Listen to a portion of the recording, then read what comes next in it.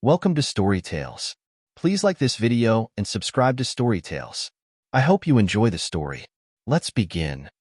Sophia Calloway sat rigid at the oak dining table, her fingernails digging half-moons into her palms beneath the white tablecloth.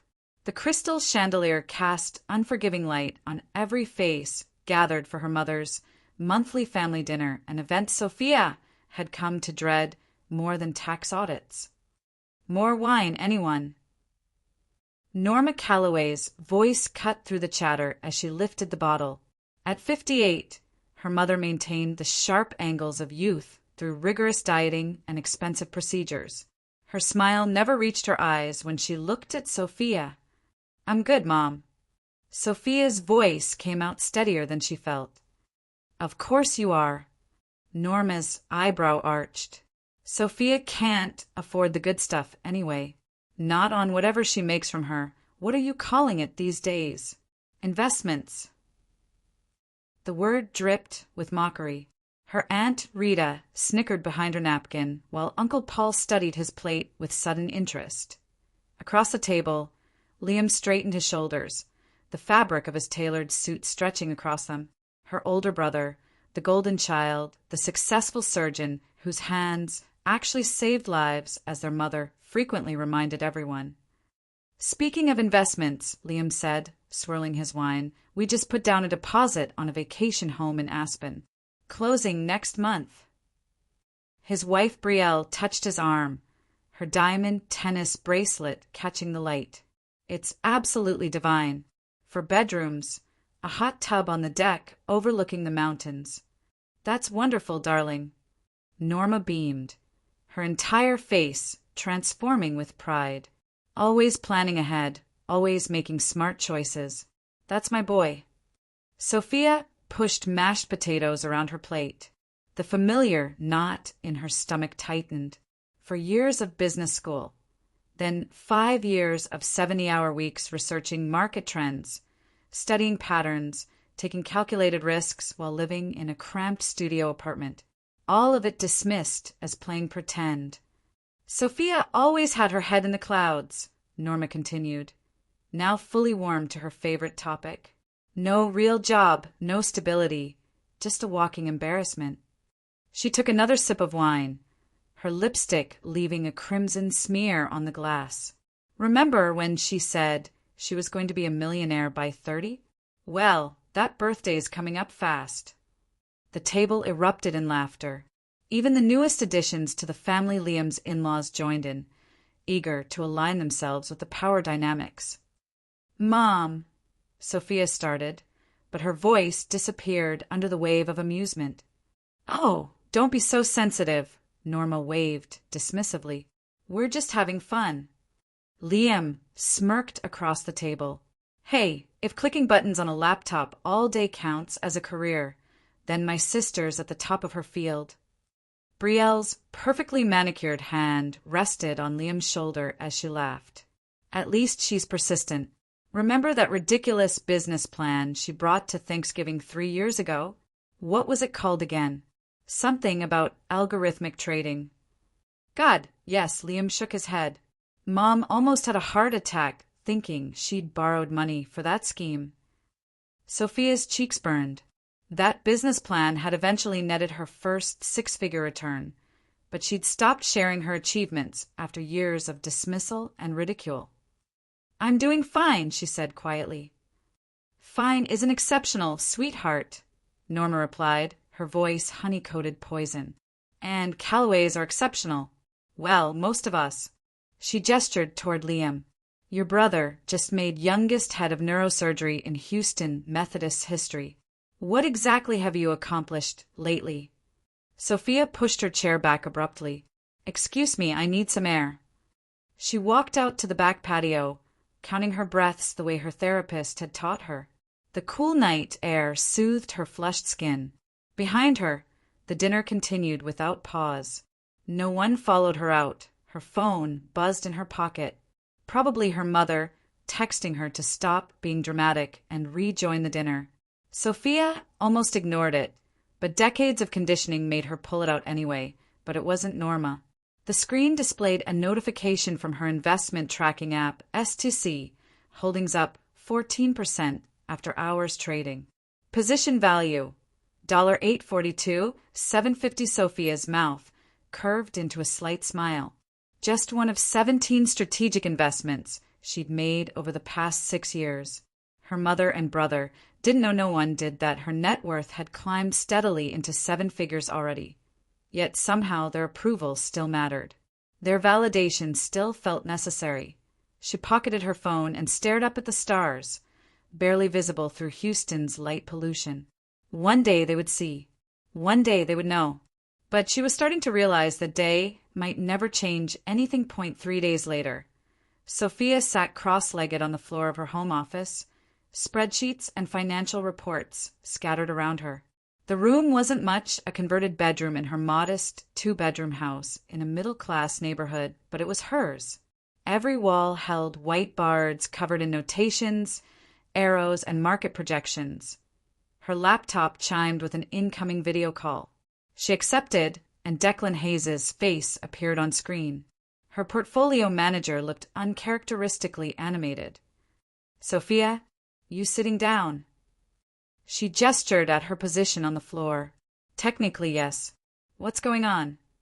"The Meridian merger just got approved."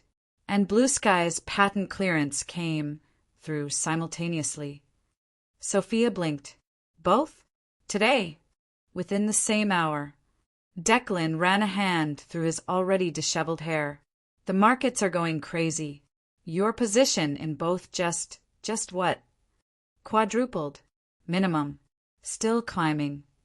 Sophia's mouth went dry.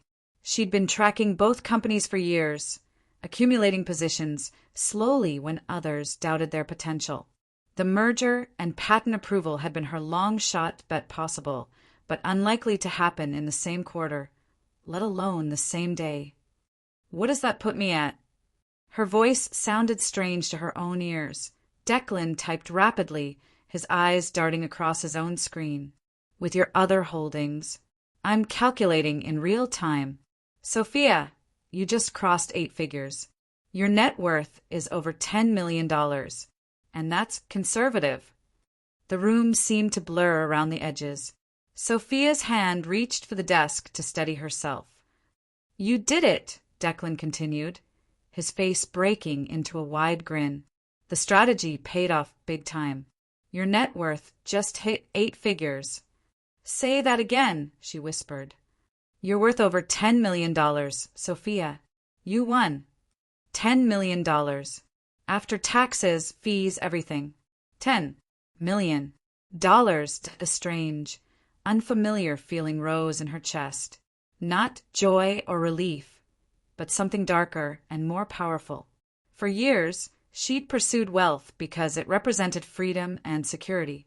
But in this moment of triumph, all she could think about was the dining room table at her mother's house.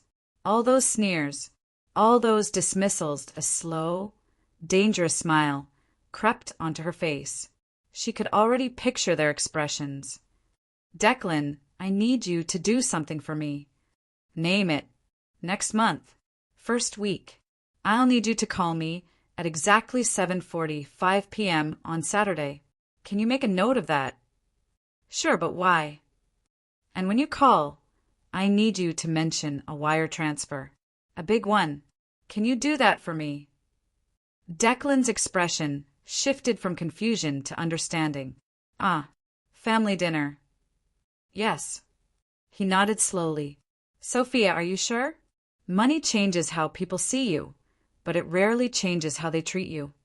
The following Saturday arrived with the weight of destiny. Sophia dressed with unusual care, a simple black dress that skimmed her figure without drawing attention.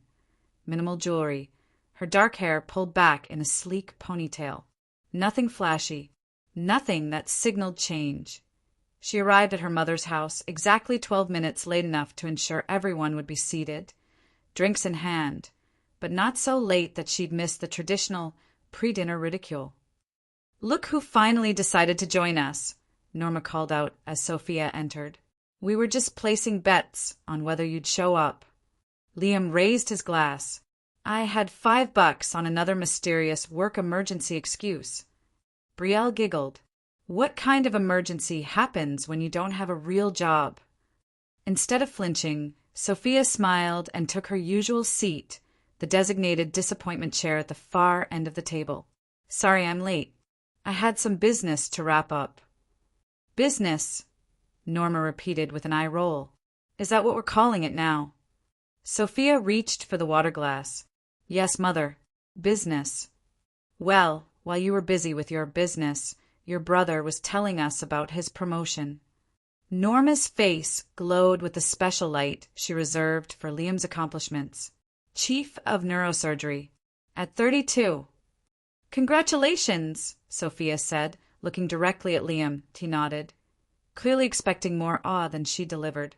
It comes with a substantial pay increase. We're thinking of upgrading to River Oaks. Impressive.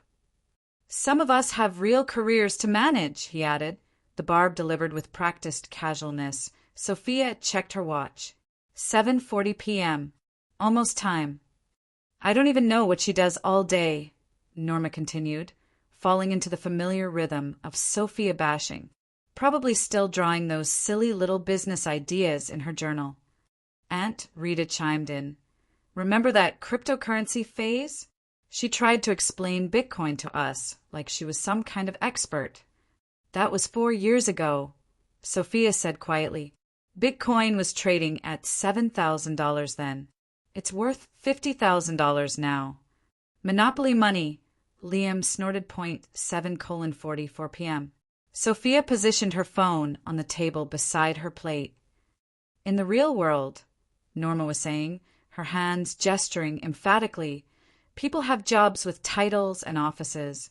They contribute to society. They. Sophia's phone rang, the sound cutting through her mother's monologue. She apologized with exaggerated politeness and answered, putting it on speaker. Hello. Ms. Calloway, it's Declan Hayes. His voice filled the dining room. I just wanted to confirm the wire transfer. The full $12.5 million has been moved into your main account as requested. The table went completely silent. Norma's wine glass froze halfway to her lips. Liam's fork clattered against his plate. Brielle's perfectly sculpted eyebrows shot toward her hairline. Thanks, Declan, Sophia said, her voice steady. That's all I needed to know. She hung up and placed the phone back on the table, then picked up her fork and took a bite of salad, chewing with deliberate slowness. The silence stretched until Norma finally cleared her throat. What was that about? Sophia looked up, her expression neutral. Just business. $12 million. Liam's voice had risen an octave. Actually, that was just a partial transfer, Sophia replied, dabbing her lips with her napkin. Moving funds between accounts. You have that kind of money. Brielle leaned forward, her entire demeanor transformed. Yes. But how? Norma's question came out strangled. Sophia set down her fork and looked directly at her mother. Those silly little business ideas in my journal? Those imaginary investments you all laughed at? Turns out they were worth something after all. She watched as understanding dawned across their faces, followed immediately by the mental calculations she knew they'd make. How to benefit, how to explain away years of ridicule, how to claim they always believed in her. Well, Norma recovered first, her voice artificially bright. We always knew you had potential, sweetheart. Liam laughed too loudly. So, what exactly did you invest in? I've been looking at diversifying my portfolio. Brielle's eyes gleamed with new interest. We should get together for lunch soon, Sophia. It's been too long since we had girl time. Sophia's gaze swept across the table, taking in their eager expressions, the sudden respect in their eyes not for her, but for her money, for what she could do for them. She leaned back in her chair, a cold smile playing at her lips. Still a disappointment. The room went silent again. Uncle Paul coughed into his napkin. Aunt Rita suddenly found her plate fascinating. Of course not, darling. Norma reached across the table as if to pat Sophia's hand, but Sophia subtly moved it out of reach. We're all so proud of you. You should have told us you were doing so well. Why? Sophia's voice remained quiet, but had taken on an edge that made her mother flinch. So, you could continue to mock me, but with the added benefit of trying to get your hands on my money? No thanks. Now, Sophia, Liam began in his doctor voice, the one he used to calm hysterical patients. Family is family. We've always supported each other. Have we? Sophia stood, placing her napkin beside her plate. Funny, I don't remember much support from any of you. What I remember is ridicule, dismissal, contempt. You're being dramatic, Norma said, but her voice lacked conviction. Am I? Sophia picked up her purse. I've sat at this table for years, listening to you tear me down. Now that I've succeeded on my own without your support, suddenly I'm worthy of respect? I don't think so. She headed for the door, then paused and turned back. Oh, and Mom? I won't be at dinner next month. I have actual business to attend to. The door closed behind her with a satisfying click. But Sophia didn't feel the triumph she'd expected. Instead, a cold calculation was taking shape in her mind. The money hadn't bought their love or genuine respect, nothing ever would. But it had bought her power, and now she knew exactly how she would use it. The first text arrived at 7:04 a.m. the next morning. Sophia stared at her mother's name on the screen, coffee mug suspended halfway to her lips. Sweetheart, just checking that you got home safe last night. You left in such a hurry. Let's have lunch this week. Love you. The second text came from Liam at 9:15 a.m. Hey sis, great seeing you yesterday. Super proud of your success. Want to grab coffee and catch up? Been too long since we really talked BY noon. She had messages from Brielle, Aunt Rita, and 2 cousins she hadn't spoken to in years. Each message dripped with sudden affection, transparent in its timing. Sophia placed her phone face down on her desk and turned to her computer. She opened a new document and typed a header, Callaway Family Remediation. Below it, she made 2 subheadings, Liam and Norma. They weren't worthy of forgiveness, but they had earned something else entirely. Her phone buzzed again. This time she answered. Declan, thanks for yesterday. No problem. Her portfolio manager sounded hesitant. Did it work out how you wanted? Sophia gazed at the document on her screen. It was educational. I see. A pause. So what now? Now I need your help with something else. I need to restructure some investments. And I need absolute discretion. Of course. What are you thinking? I want to acquire significant influence in Houston Methodist Hospital's board. Specifically, I want to understand their governance structure, major investors, and any vulnerabilities. The silence on the other end lasted several seconds. Sophia, that's your brother's hospital. Yes, it is. More silence. Then, I'll get you everything I can. But Sophia, revenge is rarely as satisfying as it seems in theory. She traced her finger along the edge of her desk. That's not what this is about. No, this is about justice. There's a difference. After hanging up, Sophia opened her laptop and began researching private investigators. By evening, she'd hired the best firm in Houston with clear instructions. She wanted everything on Liam Callaway. Financial records, professional conduct, personal indiscretions. Nothing was off limits. The firm's representative, a former FBI agent named Garrett Wilson, had asked no questions beyond the scope of the investigation. His only comment, this level of scrutiny will leave no stone unturned. Are you certain that's what you want? Absolutely certain, Sophia had replied. 3 days later, Norma called rather than texted. Sophia let it go to voicemail, then listened with clinical detachment. Sophia, darling, I'm beginning to worry. You haven't returned any of my messages. I thought we could discuss some investment opportunities. Nothing major, just a little advice from my successful daughter. Call me back, sweetheart. The following day, Liam escalated to showing up at her house unannounced. Sophia watched through the peephole as he rang the doorbell repeatedly, a gift basket in hand. After 5 minutes of knocking, he finally left the basket on her doorstep with a note. To my brilliant sister, always knew you had it in you. Let's talk soon. Sophia opened her door just enough to retrieve the basket, which contained expensive wines, gourmet chocolates, and a brochure for a wealth management firm where, coincidentally, Liam's college roommate worked. She dropped the entire basket, note and all, into her kitchen trash point 2 weeks past. Sophia maintained radio silence with her family while methodically building her plan. On a Tuesday afternoon, Garrett Wilson delivered his preliminary report on Liam. "It's all here," he said, sliding a USB drive across her desk. "Financial records, professional history, personal details. I've flagged some items of particular interest, such as..." Wilson's expression remained professional, but something in his eyes suggested distaste. Dr. Calloway projects an image of financial success that doesn't align with reality.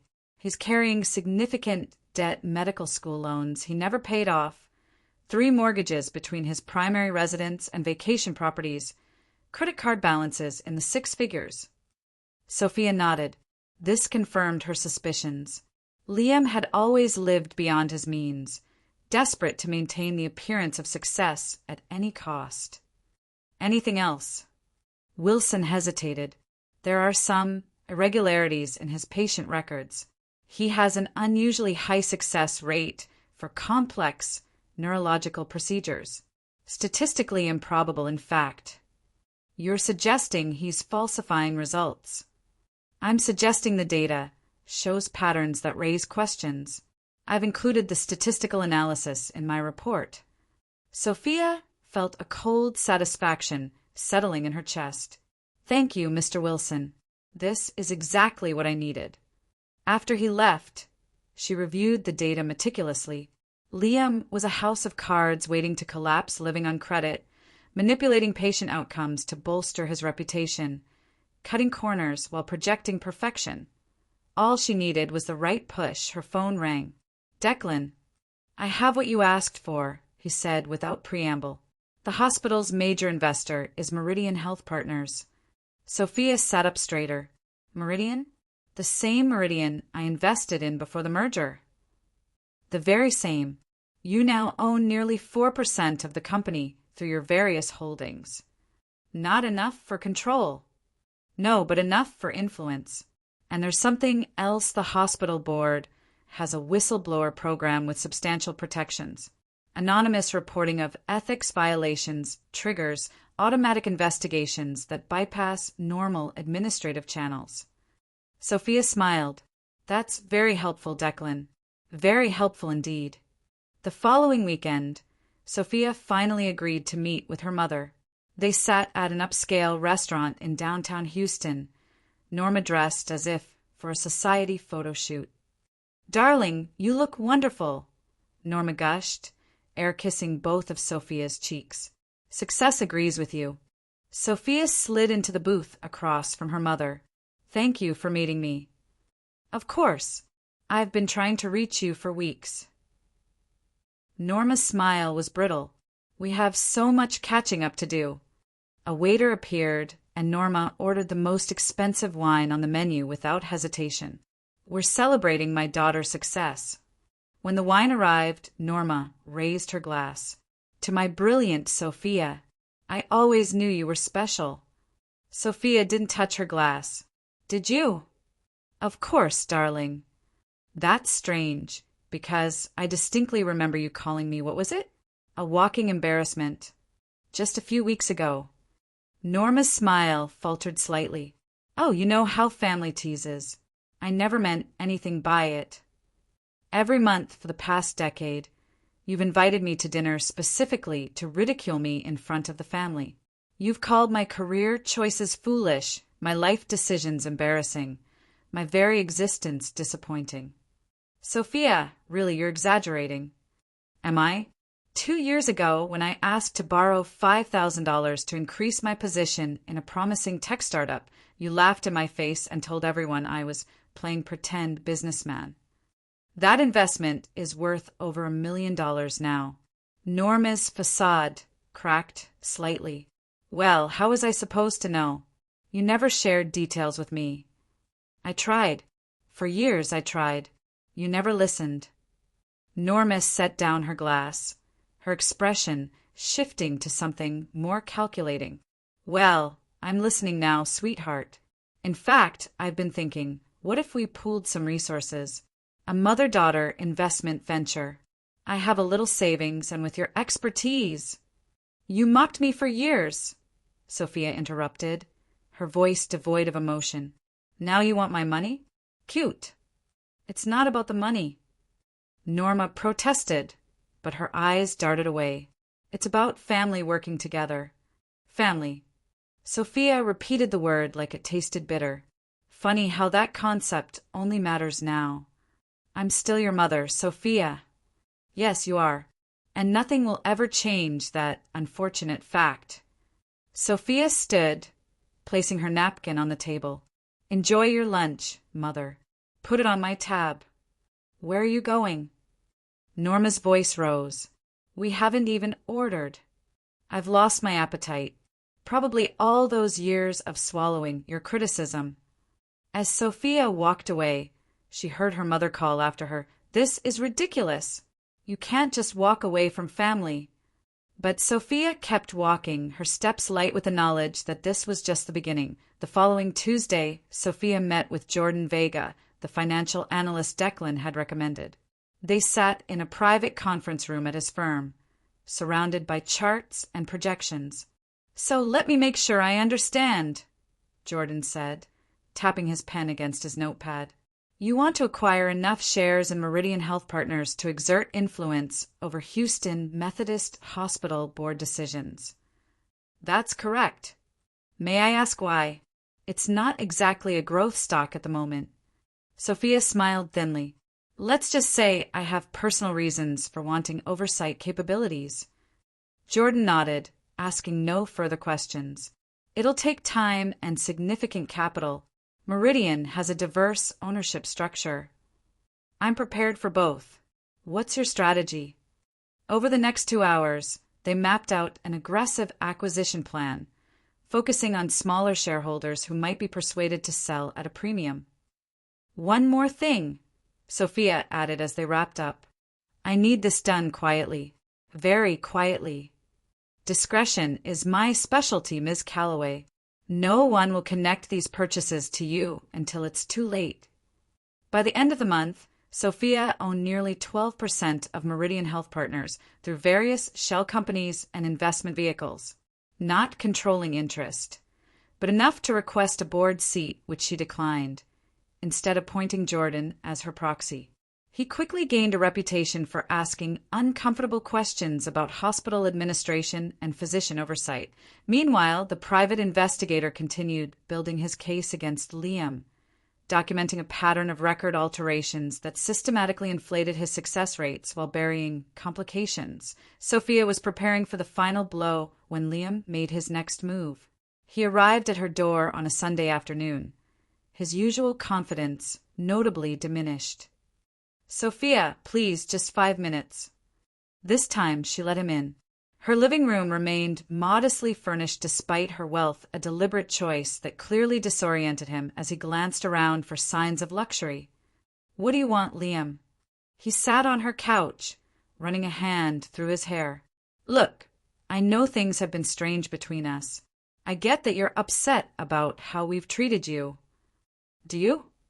Yes, and I'm sorry. Truly. He leaned forward, his expression earnest.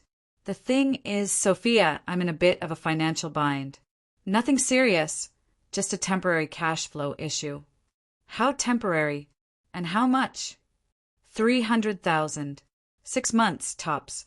I'll pay interest, whatever rate you want. Sophia studied her brother, the man who had looked down on her for decades, who had joined their mother in mocking her life choices, who had never once stood up for her. Now here he was, humbled by need, still assuming their relationship held some value. Why are you in financial trouble, Liam? Your promotion should have come with a raise. He shifted uncomfortably. It did, but there were some investments that didn't pan out. And Brielle has expensive tastes. So do you. What's that supposed to mean? The Aspen house, the River Oaks plans, the Porsche, the country club membership, all while carrying what $500,000 in medical school debt. His face paled. How did you know that? I make it my business to know things now, Liam. It's how I made my money. So will you help me or not? Sophia let the silence stretch between them. No. The word hung in the air like a gunshot. No. Liam repeated incredulously. Just like that? I'm your brother. Yes, you've reminded me of that every time you needed something. Never when I did. He stood up, anger replacing the practiced humility. So this is payback? You're going to hold a grudge over some family dinner comments. This isn't about payback, Liam. It's about consequences. For the first time in your life, you're facing the consequences of your choices.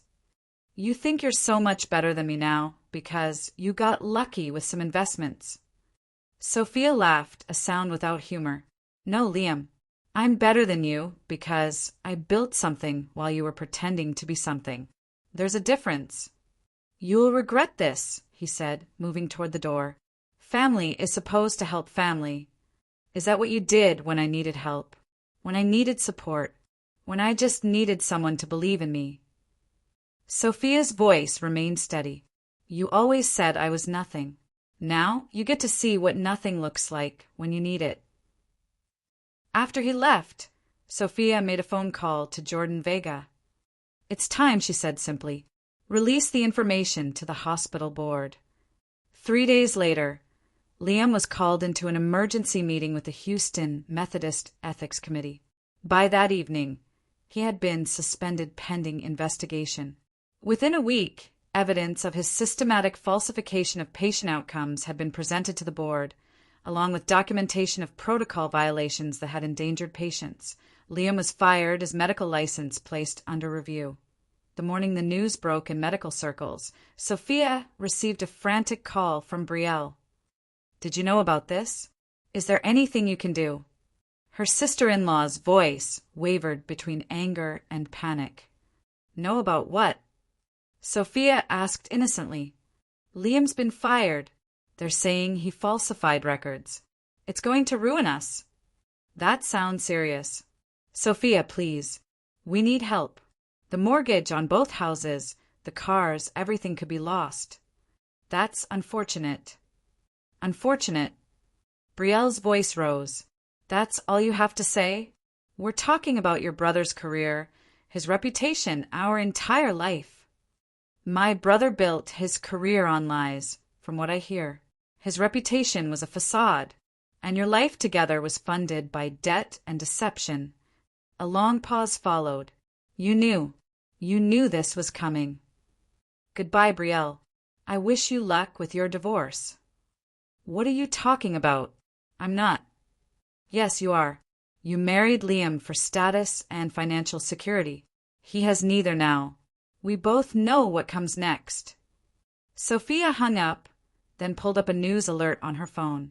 The medical board had just announced a full investigation into Liam's cases over the past 5 years.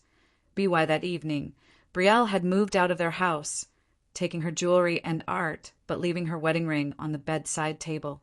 2 days later, she filed for divorce, claiming irreconcilable differences and demanding half of assets that Liam no longer possessed. When Sophia ran into her mother at the grocery store the following week, Norma looked haggard, the careful makeup unable to conceal her distress. "Did you have anything to do with what happened to your brother?" she demanded, cornering Sophia by the produce section. "Why would you think that?" "Because it all happened after you suddenly came into money, after you stopped talking to us, after you turned your back on your family." Sophia selected an apple, examining it with exaggerated care. "I turned my back. That's interesting revisionist history, Mother. He's ruined, Sophia. Everything he worked for gone. Everything he lied about, you mean? Norma's face hardened. He made mistakes. He was under pressure. But he didn't deserve this. Didn't he? He risked patients' lives to bolster his reputation. He built a career on falsified success rates. How do you know so much about it unless you were involved? Sophia placed the apple in her basket. I read the news, Mother. Maybe you should too.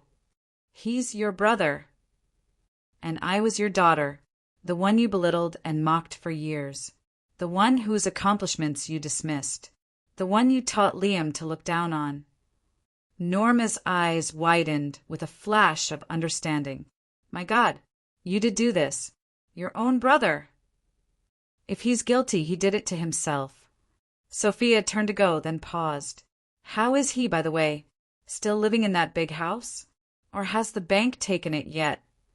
She walked away, leaving her mother standing among the vegetables, mouth open in shock. That night, Sophia sat in her home office, reviewing the next phase of her plan. Liam had fallen, precisely as she'd anticipated. But his destruction was merely a stepping stone to her real target. Norma. Her phone buzzed with a message from Liam. Please, Sophia. I know I was awful to you, but we're family. She typed back a single line. You always said I was nothing. Now you are. The chess game was proceeding exactly as she had designed.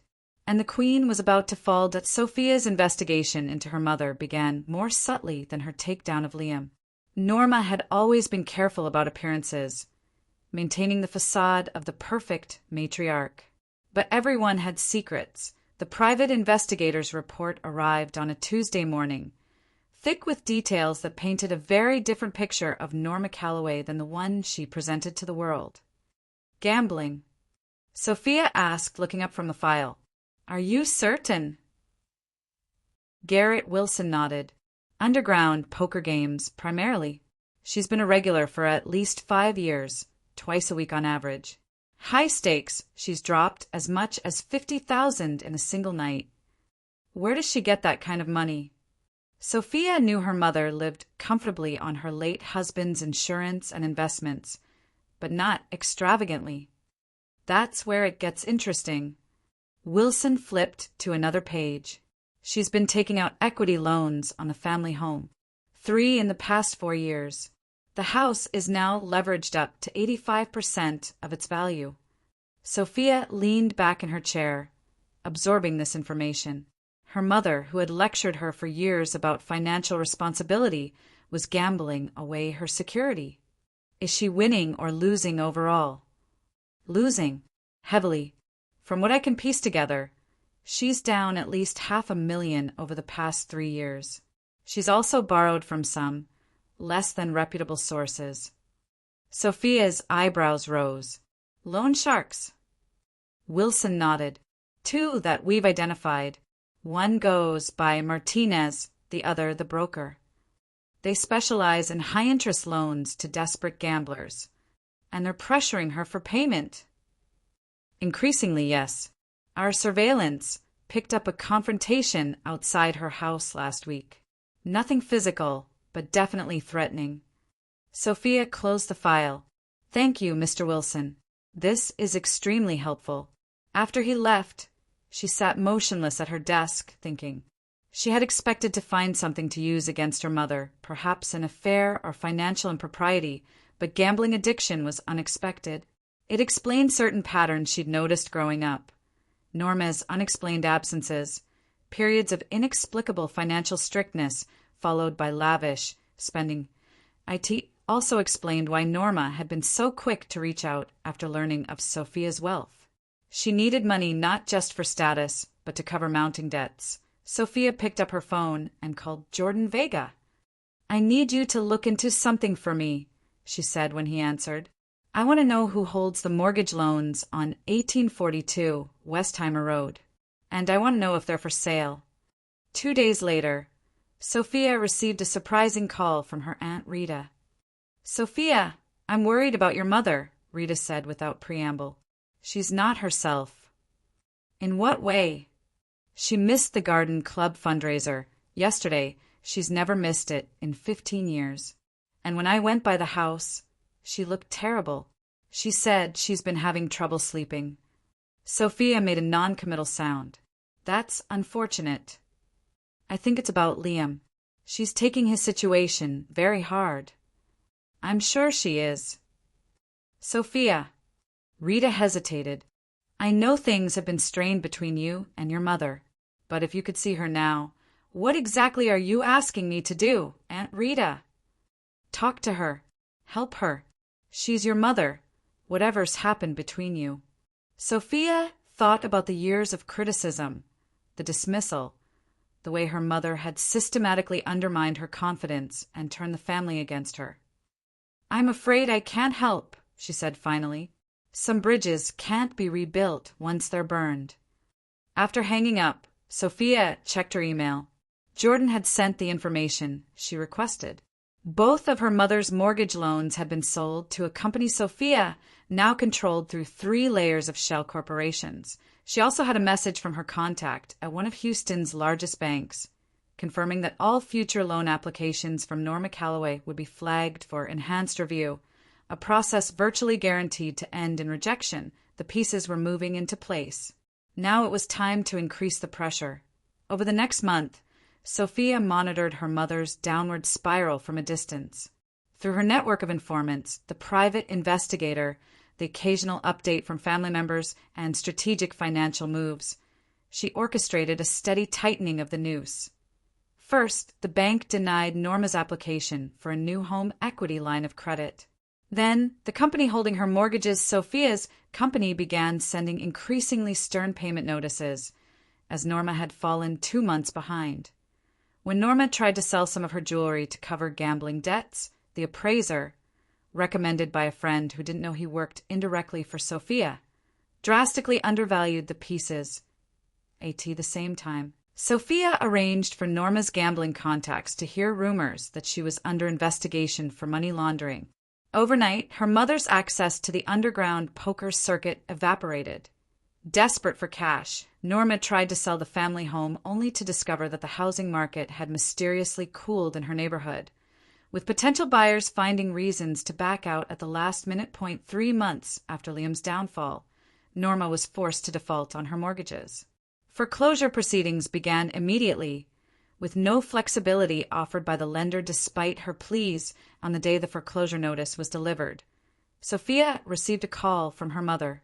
She let it go to voicemail, then listened to the message with detached interest. Sophia, please.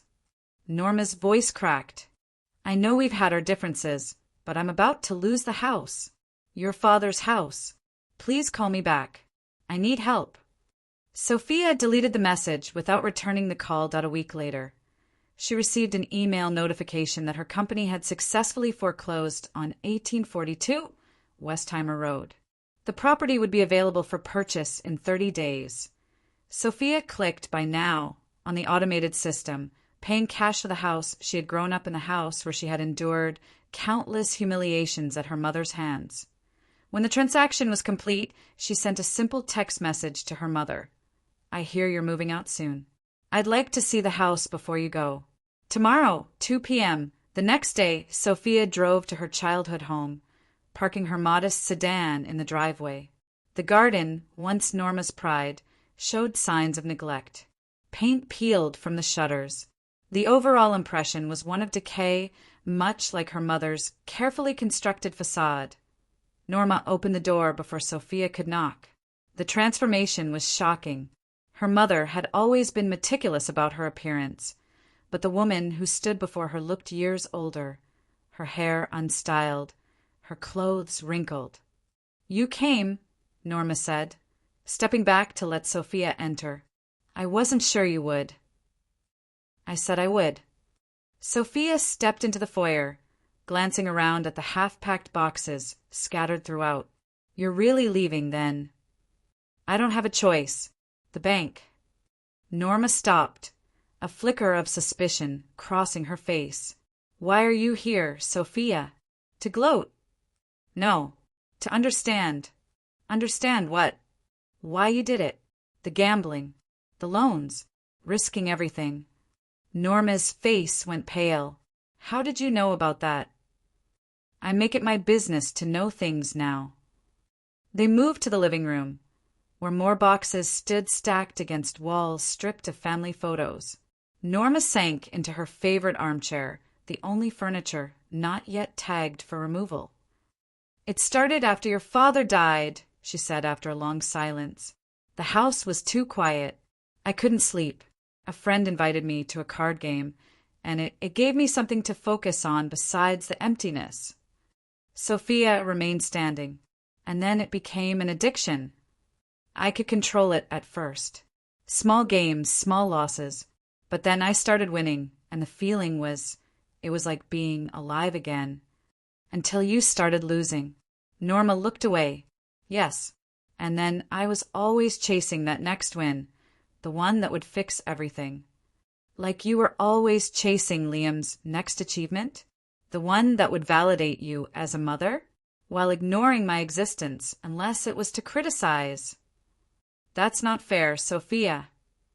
Isn't it? You projected all your hopes onto Liam, all your disappointment onto me. You needed him to be perfect because you weren't. You needed me to fail because it made you feel better about your own failures. I wanted what was best for both of you. No. Sophia's voice cut like glass. You wanted what was best for your image. The successful son, the failure daughter, it made a neat narrative that put you at the center. Norma's hands trembled as she smoothed her skirt, an echo of her former composure. Why are you really here, Sophia? To psychoanalyze me while I'm at my lowest. I bought the house. The words fell between them like stones. Norma's head snapped up. You what? I bought the house. From the bank. Or rather, from the company that foreclosed on it. Understanding dawned slowly on Norma's face, followed by horror. You were behind the foreclosure? You arranged this. I simply purchased a distressed property. A good investment. My God.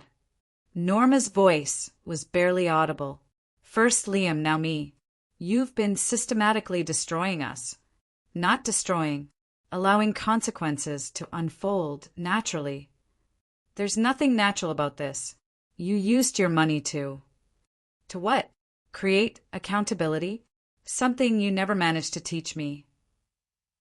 Norma struggled to her feet. So this is your revenge? Taking my home? Not taking. I'm offering you a choice. What kind of choice? Sophia reached into her purse and pulled out an envelope. Option 1. There's a small apartment in a retirement community in Clear Lake. Paid for 1 year. After that, you're on your own. A retirement home? I'm 58. Option 2.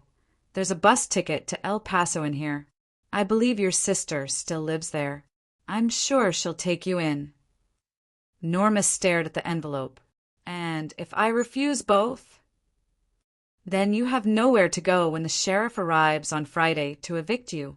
Sophia placed the envelope on the coffee table. Your choice. You can't do this to me. I'm your mother. You always wanted me to fail, Sophia said, voice calm but sharp. Now you have nothing. Norma's face twisted with bitterness. So you're here to rub it in? You think money makes you powerful. Sophia stepped closer, meeting her mother's gaze directly. No, Mother. Power is making sure people like you never hurt me again. She placed a single dollar bill on top of the envelope. You always said I'd be worth nothing. So here, that's all you'll ever get from me. Norma's face crumpled. For the first time in Sophia's memory, her mother looked genuinely broken, not performing grief or anger, but truly shattered. Where did I go so wrong with you? She whispered. You didn't go wrong with me, Sophia replied. You went wrong with yourself a long time ago. I was just collateral damage. She turned and walked toward the door, then paused. I'll need the keys before you leave. It's my house now. As she stepped outside, Sophia felt something unexpected, not satisfaction or triumph, but a profound emptiness. She had won completely and utterly. Her mother and brother were destroyed, just as they had tried to destroy her. Justice had been served in its coldest form. But the victory tasted like ashes. 2 weeks later, Sophia moved into her new penthouse on the 32nd floor of Houston's most exclusive residential tower. Floor-to-ceiling windows offered panoramic views of the city where she had once felt so small, so insignificant. Her new home was elegantly appointed, but not ostentatious, a reflection of her success rather than a statement of it. She had learned that true power didn't need to announce itself. As the sun set over the city, painting the skyline in gold and crimson, Sophia stood at the window, a glass of wine in hand. Her mother had chosen the Clear Lake apartment, disappearing into the anonymous community without another word. Liam had moved to Arizona, his medical license under review, his marriage dissolved, his reputation in tatters. They had finally stopped reaching out. The last text from Liam had come 3 days ago. "I hope you're happy now." She hadn't bothered to respond. Declan had called that morning with news that her net worth had crossed 15 million. The number meant less to her now than it once had.